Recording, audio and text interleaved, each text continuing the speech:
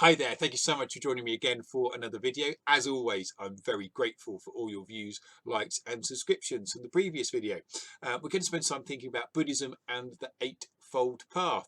There's a wonderful image here of the Buddha sitting underneath the Bodhi tree where he found enlightenment. And I love the fact that he's sitting on a lotus flower, and the lotus flower with its open petals is a symbol of keeping an open mind.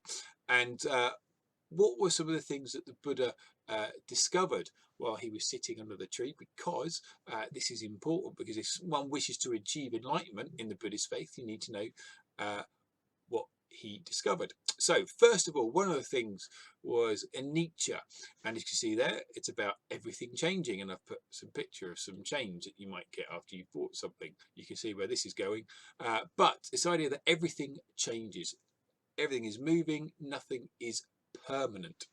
And in addition to that, this idea of anatta, that there's nothing that can be called a soul, which makes Buddhism different from so many other religious traditions. And after that, this idea, and I've just noticed this is really lame, I do apologise, that should be yellow, lack of consistency, that life involves suffering, dukkha, and this can include the little things like being bored, watching this probably, but also suffering or dukkha on a much bigger scale. But I think it's fascinating how dukkha just is. Okay, suffering is there for everybody in whatever form it may be. And the Buddha called these three things the universal truth. And is that something that you agree with? Maybe this is the first time we've heard about this idea. Do you think they need tweaking? Do you on hearing them perhaps for the first time, do you think, yeah, actually there's something in this? Maybe you are aware of the three universal truths, but you never really thought to reflect upon them. But the idea is that these three universal truths are constants throughout everybody on the planet and indeed the universe, while they're universal truths. So how do you actually achieve enlightenment? Well, the Buddha came up with something called the Noble Eightfold Path, and by following these 8 things, enlightenment can be yours. So as I whiz through, apologies that I might not have time to reflect on every single one in much detail, but what we have here is right view. So following the basic teachings of Buddhism seems very obvious, but that's the starting point, and we're having the right view on life, the right perspective. Okay, remember, Buddha means to be the awakened one. Okay, then it's about intention, so thinking about others, and again, look at that. So about outcomes, it's within individuals what our intentions are. And that's a very important notion. Then right speech. Okay, again, this seems kind of obvious, perhaps, telling the truth. Not saying to be encouraging, but sometimes people mix up telling the truth and then they think, well, I've got to be honest with this person. Yes, but also you should be kind. Okay, the two can go together, being truthful and just respecting another person's feelings, and doing so in a way which is dignified too. Then have right action, so not hurting other living things. Okay, and just making sure that you are respectful of those around you. Right livelihood, your job must be useful and mustn't harm others. So for example, perhaps working in an abattoir or working in the arms trade, for example, would be something that perhaps a Buddhist would avoid when it comes to being in the right livelihood. I'm sorry to disagree with you, Homer. Much as I love that, the humour of the quote, trying is the first step towards failure. It's about effort, work hard and train.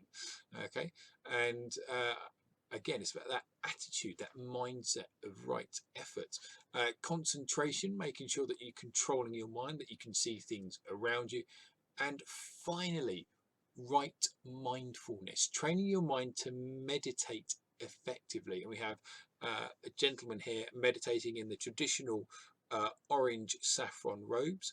Perhaps another video we'll look at some of the symbols specifically in Buddhism, but making sure you meditate effectively, echoing what Buddha did under the Bodhi tree. And just a couple of things to think about. Well, consider this route to enlightenment. Is it similar or different to any other belief system in terms of its rules? So in Judaism, you have the Ten Commandments. In Christianity, you have the Beatitudes. You have the 5 pillars in Islam. So many belief systems and religions have their own rules or aspirational guidelines, however you want to phrase it. So in your own studies and research, maybe you want to find out about some of these other rules and perhaps compare and contrast them with Buddhism and think about how they compare. But I think also the one to think about is the lack of a deity is a very powerful notion. Okay, so you don't have a god or gods, as it were, in Buddhism. And that has interesting implications, because in Buddhism, the idea is that achieving this enlightenment, or some might call it salvation, perhaps, is done by yourself. Okay, so I think that's something just to be aware of, and just play around with that notion too. And what implications does that have? Because if you don't have a god or a gods telling you what to do, then that is radically going to change your belief system and your outlook on life.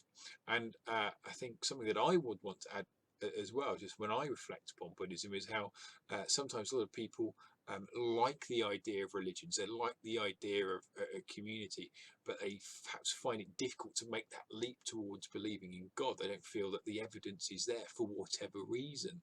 And I think that's one of the reasons why Buddhism is quite attractive, is because there is that need for a deity, an all-powerful, almighty God is not required. So, as always, I'm very grateful for you watching. If you're available and would like to, then please like and subscribe. But most importantly, enjoy your learning.